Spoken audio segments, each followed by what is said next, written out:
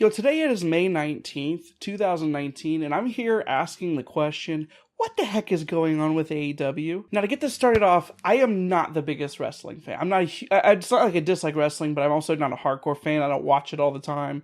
I pretty much just watch the pay-per-views at this point, but there is something about the way the wrestling storylines are told that's a big, dumb, fun thing that there's a lot of work put into it. I respect a lot of what wrestling does. But I've also known that since like the 90s, the WWE has had a complete monopoly over mainstream wrestling. There's always been independent wrestling, especially more lately, the last 10 years. It's taken off and it's been a lot bigger. With like New Japan being able to stream it, Ring of Honor, some of that stuff being available, with like Evolve Wrestling being able to be streamed, all that stuff has been huge. It's been cool. I kind of tangentially or observe it from the sidelines. I can absorb some of that fun stuff. But for the most part on mainstream stuff, it's just been WWE because a long time ago, TNA kind of got screwy, became Impact Wrestling, and it hasn't been very good. There was a lot of trouble. So Cody, the Young Bucks, and Kenny Omega eventually signed on. They decide to start their own wrestling company, and they're getting involved with Turner, the guys that used to own WCW, to bring a wrestling competitor back. I'm like all in, right? No pun intended with the first pay-per-view they did with Ring of Honor. But like this excites me. I get excited because I love some of those guys. I've seen some of their work in New Japan. I've read a lot about them on wrestling sites. All of that stuff is exciting to me, and I'm looking forward to having the WWE have a competitor. But I'm wondering the different ways that they can go against the WWE, because going against that massive semi-truck head-on, and you're just a little dog, you get smushed. So it was announced that they got a TV deal early on. They're with Turner Broadcasting. Once again, bringing back the Monday Night Wars, if you've ever seen anything about that. And I get excited for the prospect. The problem is, they wouldn't release any details. As the event got closer and closer, the only way you could find almost anything about the thing was on a YouTube series. Which, hey, maybe they're trying to get an underground swell with this YouTube series, and they're trying to build up this kind of underground thing, focused on social media. Maybe they're going to be big, but also the YouTube series doesn't have that much in it.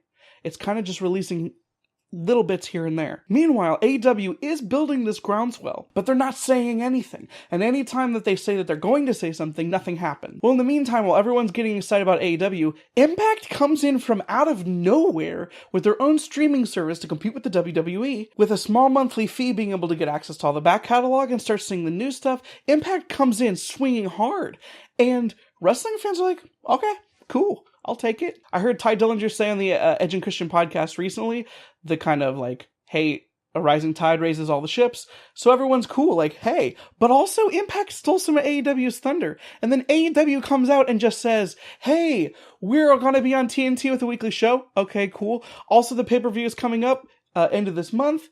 Okay, cool. But also, you have to just pay $50 for it. We don't have any streaming options really available, and also, like, is this always going to be this way? They didn't release a lot of news. It was confusing at first because it seemed like you were going to be able to stream the show via the Bleacher Report streaming app.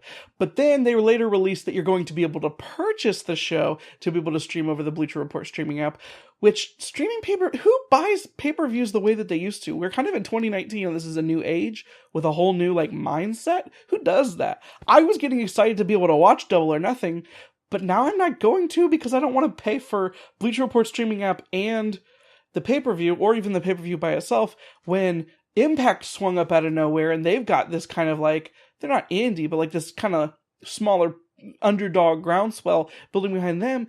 I really want to see the Young Bucks. I want to see Cody. I want to see Kenny Omega. I want to see Chris Jericho. All those boys over there. Maybe my boy Dean, though he might be going to Impact as well. But what the heck?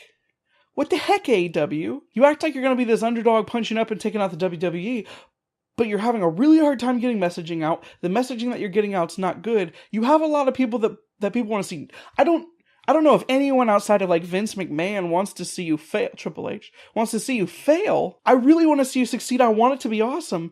But what the heck? I want to watch your show, and I don't even know how to do it until now. And I go, I don't know if I want to do that, though. Like, I could get New Japan streaming and watch their pay-per-views live. I can't do that with AEW, which is this big, big thing that's supposed to take everybody out. I'm talking to you right now, Cody. I'm not mad. I'm just disappointed.